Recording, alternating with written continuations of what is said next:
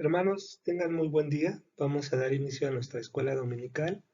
Y como les adelanté la semana pasada, el día de hoy vamos a iniciar con con un nuevo capítulo del Evangelio de Juan, el capítulo 3, que podríamos decir muchas cosas de este pasaje, pero una de las cosas que considero de mayor relevancia es verlo como el corazón del Evangelio, ¿no? Porque aquí nos va a explicar algo sensacional, esta charla que tienen tanto Jesús como Nicodemo. Y bueno, pues vamos a comenzar, hermanos, con una oración para poder entrar en este emocionante capítulo. Amado Dios, pues en esta hora queremos agradecerte tu bondad. Gracias, Señor, porque pues al día de hoy nos mantienes con bien. Gracias porque tu fidelidad es grande, Señor, y pues nos ponemos delante de ti. Te rogamos que esta enseñanza, Señor, sea dirigida por ti, que tu palabra pueda ser claramente expuesta, Señor, y pues podamos aprender de ti, Señor, y de tu bendita palabra. Así también ponemos delante de ti, Señor, a nuestros hermanos que están teniendo alguna dificultad en términos de salud o en términos económicos, que seas tú con ellos, proveyéndoles y pues supliendo sus necesidades. Gracias, Señor, por tu infinita bondad para con nosotros, en Cristo Jesús, Señor nuestro. Amén. Muy bien, hermanos, pues voy a dar lectura a los tres pasajes que meditaremos el día de hoy. Como ya les había adelantado, es Evangelio según San Juan, capítulo 3, versos del 1 al 3. Dice así la palabra del Señor. Había un hombre de los fariseos que se llamaba Nicodemo, un principal entre los judíos. Este vino a Jesús de noche y le dijo, Rabí, sabemos que has venido de Dios como maestro, porque nadie puede hacer estas señales que tú haces si no está Dios con él. Respondiendo Jesús y le dijo, de cierto te digo que el que no naciere de nuevo, no puede ver el reino de Dios. Muy bien, hermanos, como ustedes tienen en pantalla, vamos a iniciar con el primer versículo, ¿verdad? Que es Juan 3:1. Si ustedes, si así bien lo desean, lo pueden leer. Y dice, había un hombre de los fariseos que se llamaba Nicodemo, un principal entre los judíos. Bueno, pues en este pasaje, ¿verdad? Recordemos que venimos de ese momento donde en la fiesta de la Pascua aparentemente la gente comenzaba a creer en Jesús, pero veíamos ahí en Juan 2, 25, que pues el Señor, 24 y 25, que el Señor no se confiaba de ellos porque Él conocía sus corazones y Él sabía perfectamente quiénes en verdad estaban creyendo y quiénes no. Y ahora se acerca un hombre de uno de los principales de aquella época, ¿verdad? No sé si llamarlo secta o de un grupo de judíos, ¿verdad? Eh, eh, Dentro de los cuales estaban los fariseos, había otros. En un momento voy a mencionar otro grupo que es los seduceos, y por ahí hay otro que no recuerdo en este momento, pero este grupo de los fariseos, pues, tiene su historia y bueno, pues como tiene su historia, es necesario que nosotros vayamos un poco al pasado para entender cómo es que surge este grupo de los fariseos y por qué Jesús le da esa contestación sin decirle nada, absolutamente nada, ¿no? Vamos a, a comenzar. Pues bueno, primero, ¿qué significa el término fariseo? El término fariseo es una transcripción griega del término arameo, ¿verdad? Como lo ven ahí en pantalla, pirsha, o algo así se pronuncia, pero lo importante aquí es que significa separado, ¿no? Y ellos se consideraban un grupo que realmente seguía al Señor de una manera muy tajante. Y ahorita vamos a ver algunos de sus puntos doctrinales en los cuales ellos basaban pues su creencia en el Señor, ¿no? Bueno, pues ¿cómo es que surge este grupo de los fariseos? Bueno, pues para eso tenemos que regresar al menos casi 2 siglos, como siglo y medio, para poder entenderlo. Y bueno, pues lo primero es entender que cuando el imperio griego dominaba, eh, a la muerte de Alejandro Magno, este imperio se divide en 4 reinos, ¿verdad? Y pues bueno, aquel que reina, ¿verdad?, sobre los judíos, pues le tocó pues este rey de Siria llamado Antíoco Epifanes. Y este hombre, ustedes ven ahí el periodo de su reinado, desató la persecución contra los judíos y esto dio lugar a que pues se organizaran como un grupo de resistencia, este grupo de los fariseos. Pues en ese entonces, ¿verdad? Este hombre Antíoco Epifanes, pues lo que quería era exterminar el judaísmo e implantar el helenismo, perdón. Y pues bueno, en ese momento si tú tenías alguna copia o algún ejemplar de las escrituras, pues eso era bajo pena de muerte y el rey lo que quería era erradicar por completo al judaísmo. Y bueno, pues esta secta de los fariseos apareció antes de la guerra de los macabeos. Y bueno, pues es importante este punto de los macabeos, es una guerra civil prácticamente que se hace en el pueblo de Israel, bueno, en Judá, ahí en Jerusalén. Esto, pues porque había muchos judíos que estaban creyendo en las costumbres griegas y pues obviamente los judíos vieron que esto era algo abominable delante de los ojos de Dios y pues bueno, ellos iban en contra de todos estos judíos que se estaban helenizando.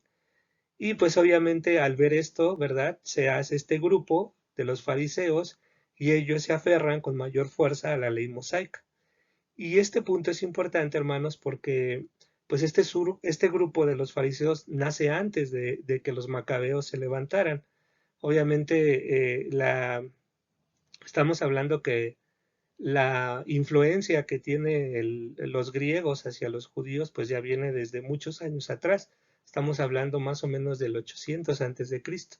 Entonces, todo este repunte que tuvo el imperio griego, pues obviamente tuvo muchas influencias, ¿no? Sabemos que, pues, en ese momento ellos crecieron grandemente y su influencia era importante, pero no me quiero adelantar. Vamos a ver qué es esto de los macabeos. Y bueno, este grupo bueno, esta guerra de los macabeos surge porque por ahí pues un sacerdote judío, ¿verdad? De una provincia, podríamos llamarlo rural, llamado Matatías, pues mató a un judío que se había helenizado. Y el punto es que el judío viene al pueblo de Matatías y hace sacrificios, ¿verdad? Al dios griego. Y pues este hombre Matatías se molesta mucho, lo mata y huye a las montañas. Posteriormente se crea, pues, bueno, después de Matatías vienen sus hijos, pero específicamente Judas Macabeo, eh, hace un ejército el cual eh, se levanta principalmente para ir en contra de todos aquellos judíos que se habían helenizado o que habían adoptado las creencias de los griegos, ¿no? Pero posteriormente esto fue escalando.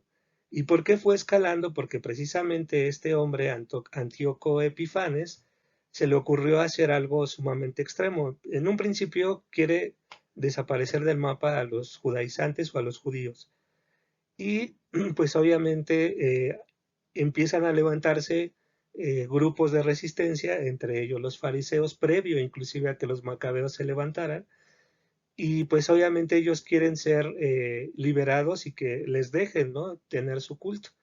En ese momento pues veían a los judíos como extremos porque decían, bueno, es que ellos a fuerza se quieren aferrar a sus ideas y no quieren dejar que nosotros vayamos hacia el progreso, porque realmente en ese momento los griegos representaban pues una idea muy progresista. Entonces, Antíoco Epifanes se le ocurre ir y pues prácticamente profanar el templo de Dios. Él se le ocurre sacrificar cerdos en el lugar donde estaba el arca. Y la gota que derrama el vaso, aparte de la persecución y de toda esta, pues, grosería o cómo le podemos llamar, pues esto que hizo con el templo de profanarlo, pues a él se le ocurre plantar ahí a su dios griego, el principal dios griego que es Zeus, y obviamente esto pues hace que los macabeos se enciendan, van y derrotan, obviamente, bueno, ganan la batalla, purifican ceremonialmente el templo y nuevamente vuelven a instruir el sacerdocio, ¿no?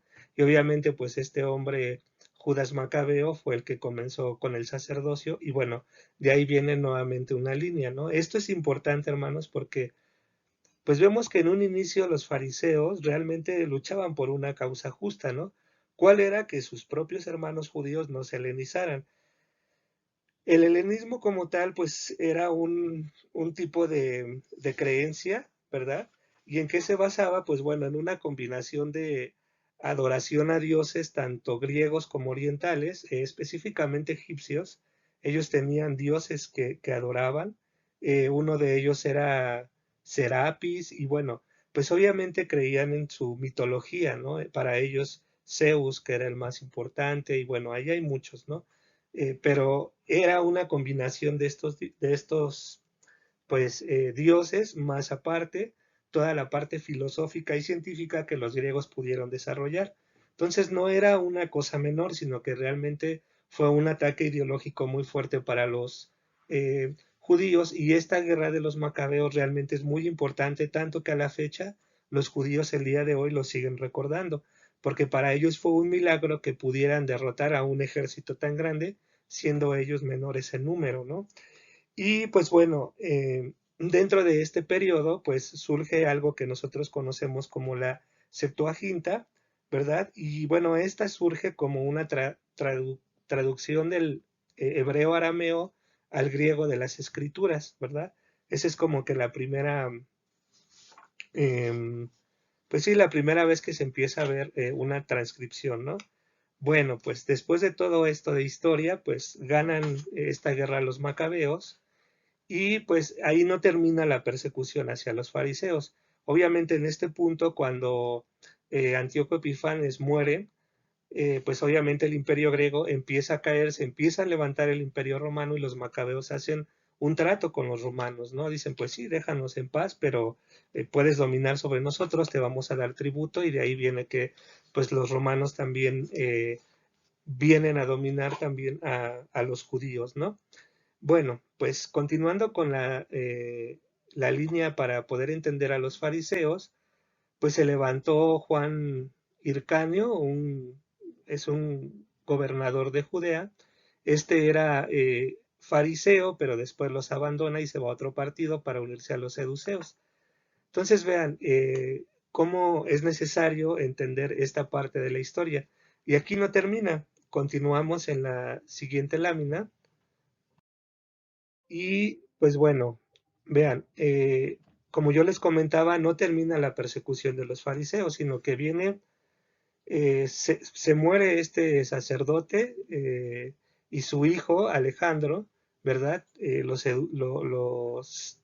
sucede en el trono y bueno, pues después de que éste muere, su esposa, ¿verdad? De Alejandro, que se llama Alejandra, sube también al poder y en el 78 antes de Cristo reconoció que la fuerza no podía hacer nada contra la fe, por lo cual favoreció a los fariseos y desde ese momento es que los fariseos empezaron a dominar la vida religiosa de los judíos.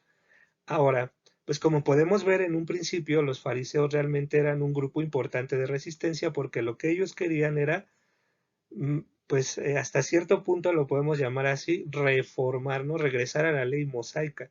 Lo podemos ver así, pero después, ya cuando ellos son favorecidos y ellos empiezan a sentir el poder, esto se convierte en un grupo, pues ya no de resistencia, sino ya un grupo, pues de dominio, ¿no?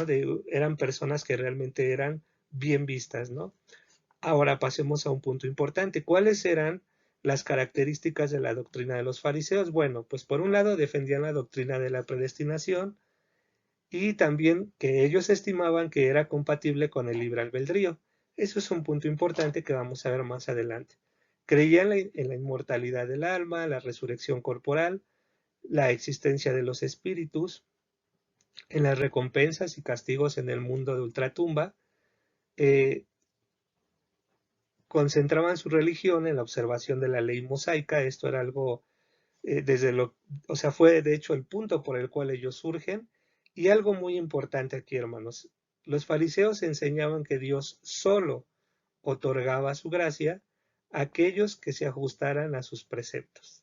Bueno, pues aquí ya tienen un amplio panorama de quiénes son los fariseos y vemos que Nicodemo, pues bueno, era uno de estos grupos en la época de nuestro Señor Jesús y pues vemos ahí que era un principal entre los judíos.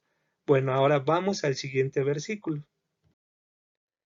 Muy bien, hermanos, pues ahora vamos a dar lectura a Juan 3, Juan capítulo 3, versículo 2. Dice, Nicodemo, vino a Jesús de noche y le dijo, Rabí, sabemos que has venido de Dios como maestro, porque nadie puede hacer estas señales que tú haces si no está Dios con él.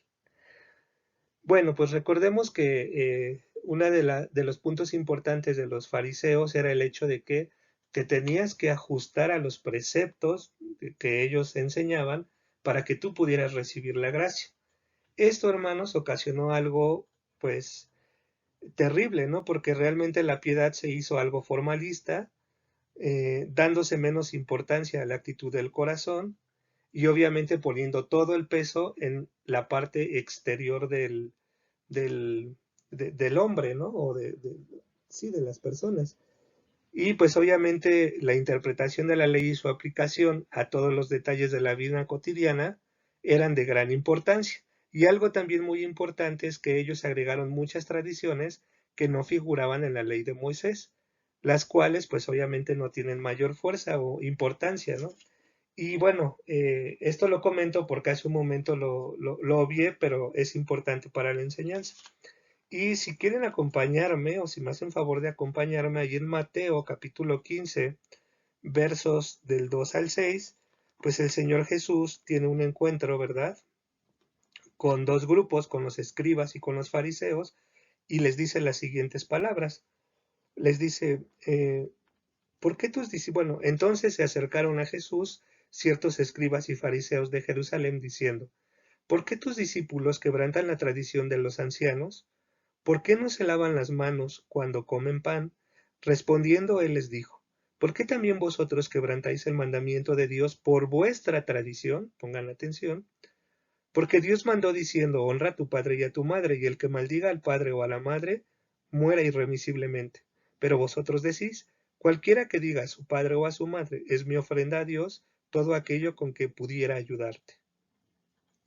Ya no ha de honrar a su padre o a su madre. Así habéis invalidado el mandamiento de Dios por vuestra tradición. Entonces vean cómo este grupo de los judíos ponía mucho énfasis en los más mínimos detalles de la ley y obviamente agregaban todavía más cosas, ¿no? Este punto que acabo de explicar es importante, hermanos. Veamos este punto. Dice, en este versículo 2 dice, vino a Jesús de noche. ¿Por qué Nicodemo va con Jesús de noche? ¿Por qué? ¿Cuál es el propósito de buscar al Señor Jesús en un momento en la noche donde nadie te ve? ¿Qué pasaba con Nicodemo? ¿Qué es lo que pasaba con él, no?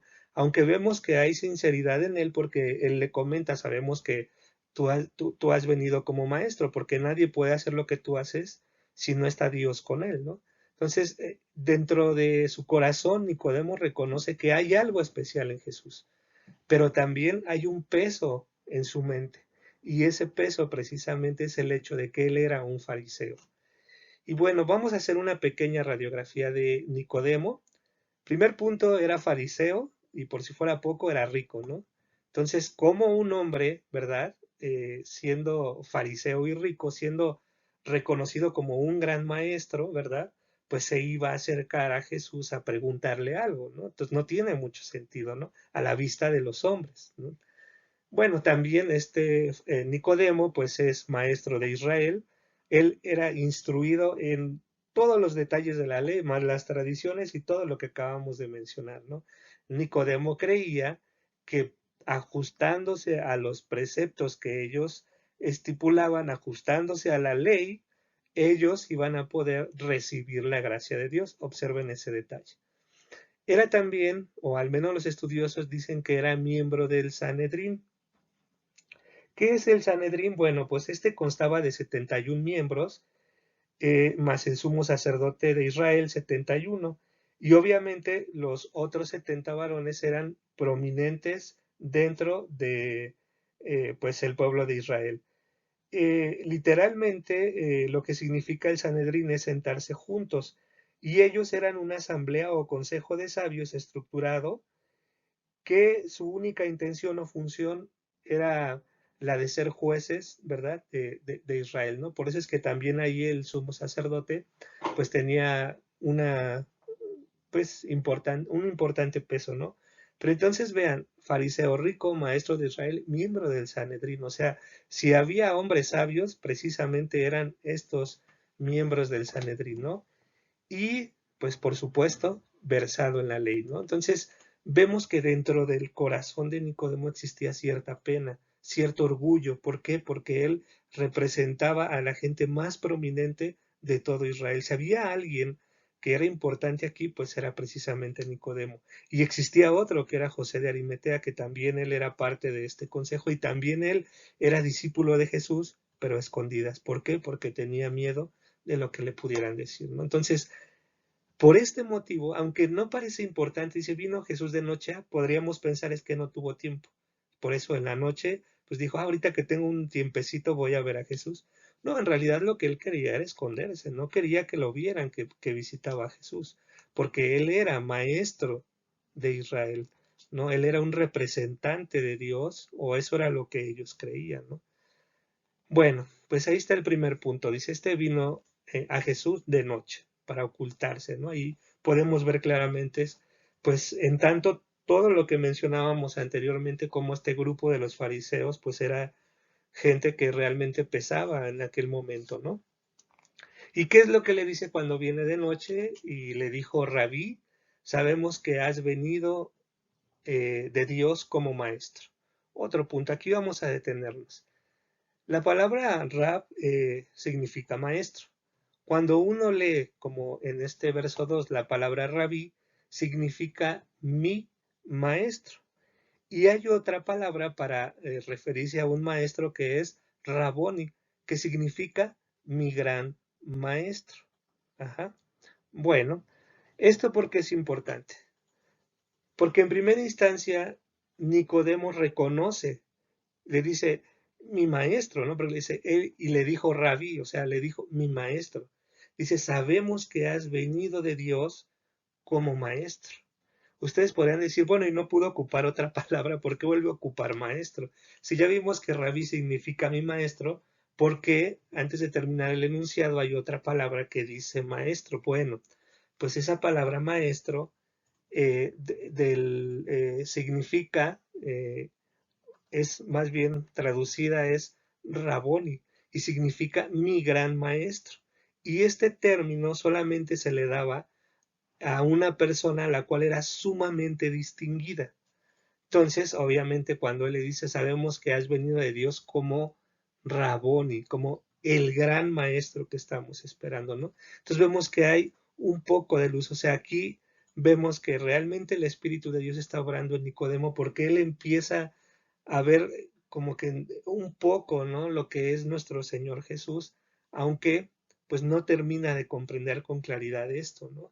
Entonces, por eso es que yo les comentaba, realmente hay un poco de sinceridad en el corazón de Nicodemo al tratar de decirle al Señor, sabemos que tú eres el gran maestro, no eres solamente mi maestro, sino que eres mi gran maestro, ¿no? Aquel que estamos esperando, ¿no? Le dice, ¿por qué creemos que eres este gran maestro? Porque las señales que tú haces dan evidencia de que Dios está contigo.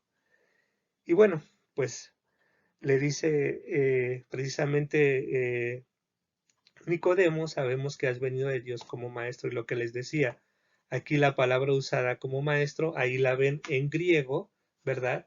Pero esa palabra en griego es una traducción, fíjense, en el mismo griego no alcanza a captar realmente lo que es eh, pues esta palabra de gran maestro, porque aunque si ustedes la buscan en griego significa solo maestro, realmente es una traducción de Raboni, que significa mi gran maestro. Entonces, bueno, Esto es sumamente importante y vean, realmente Nicodemo viene con una inquietud de conocer qué está pasando. O sea, ya no solamente escuchó lo que sucedió en la Pascua y que hizo señales y que muchos creyeron.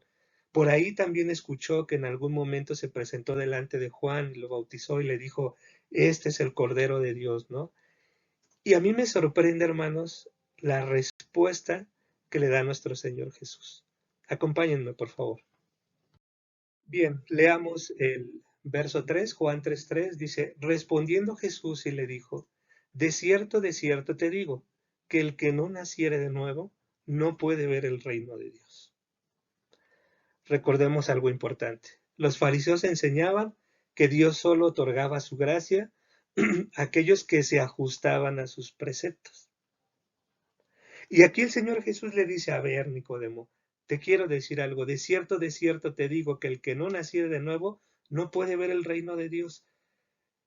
Aquí lo que el Señor Jesús le está diciendo a Nicodemo es, tú no puedes ajustarte a mis preceptos. ¿Por qué? Muy sencillo. Salmo 51:5. Dice el salmista, ¿verdad? En este caso David dice, he aquí, en maldad he sido formado y en pecado me concibió mi madre. Aquí el salmista lo que está diciendo es, vengo de Adán y Eva pecaron, el pecado entró en la humanidad y por lo tanto, desde que yo nazco, desde que yo nací, pues obviamente nací siendo pecador. Entonces, yo no me puedo ajustar a los preceptos de Dios. ¿Por qué? Porque lo mejor o lo bueno que yo pueda hacer delante de los ojos de Dios, lo único que es trapos de inmundicia. Esto es lo que es. Entonces, realmente aquí sorprende por completo Dios a Nicodemo, porque él está diciendo, Nicodemo, no importa que seas miembro de Sanedrín, no importa que seas el gran maestro de Israel, no importa que seas rico, no importa que seas lo que tú seas, lo que realmente necesitas es nacer de nuevo. ¿Por qué? Porque eres pecador, por eso pecas. Nosotros recordamos Romanos 3:23, por cuanto todos pecaron y están destituidos de la gloria de Dios. Es decir, los fariseos se esforzaban mucho por tratar de alcanzar la gloria de Dios o el reino de Dios. Y bueno, en este caso Jesús le dice, a ver, espérate, Nicodemo, todo lo que tú has creído, todo lo que te inculcaron, de aquello de lo cual tú estás sumamente orgulloso, de nada te sirve para estar en el reino de Dios. Absolutamente de nada. Lo que tú necesitas es nacer de nuevo. Es decir, necesitas ser una nueva persona.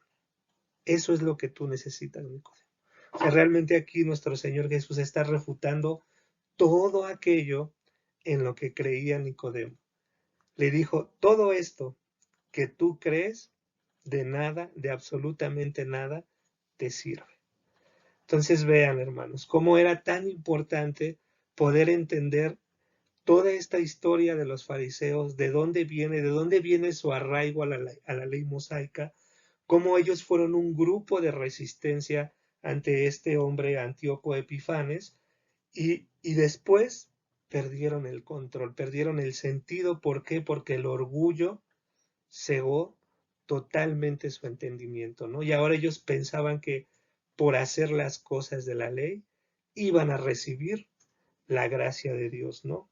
Fíjense, este hombre Antíoco Epifanes, solo como nota para terminar, tiene un significado bien feo. Bueno, Epifanes específicamente significa Dios manifestado. O sea, este hombre, Antíoco, se veía a sí mismo como Dios encarnado. O sea, realmente era algo, y así se hacía nombrar él, ¿no? Era algo extraordinario. Y en aquella época, pues este grupo al que pertenecía Nicodemo fue de gran importancia para resistencia, pero ya en la época de nuestro Señor Jesús, eran un grupo que iba más por la tradición, ¿verdad? O sea, en un momento, como les dije, podríamos decir ellos eran como hasta cierto punto trataban de regresar a la forma, ¿no? Es decir, a la ley mosaica, porque eso era lo que ellos tenían que hacer. y durante un tiempo el Señor los usó para hacer un grupo de resistencia, pero después vino el orgullo en ellos, hermanos. Y esto también trae una profunda enseñanza para nosotros, ¿no? Porque nosotros nos consideramos una iglesia reformada, ¿no? Pero que Dios nos guarde de que esto se convierta en algo como los fariseos, ¿no? Que se vuelve un motivo de orgullo y cegue por completo nuestra mente, nuestro discernimiento, ¿no? Que el Señor nos guarde de esto. Y vean, a mí realmente me sorprendió muchísimo. Siempre que leí este pasaje, yo no entendía con claridad por qué de tajo el Señor le decía, necesitas nacer de nuevo.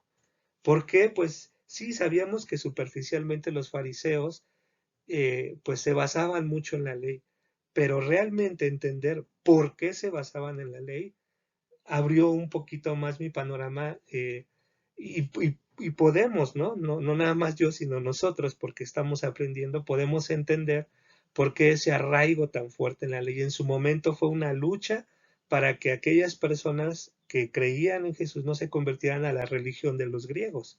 Entonces, sí tuvo relevancia, pero en este momento lo cegó por completo, ¿no? Entonces, viene Nicodemo de noche, le dice, reconocemos que tú eres el Raboni, el gran maestro, y en vez de que Jesús le diga, sí, claro, yo soy ese que tú estás esperando, no, Jesús se va al punto.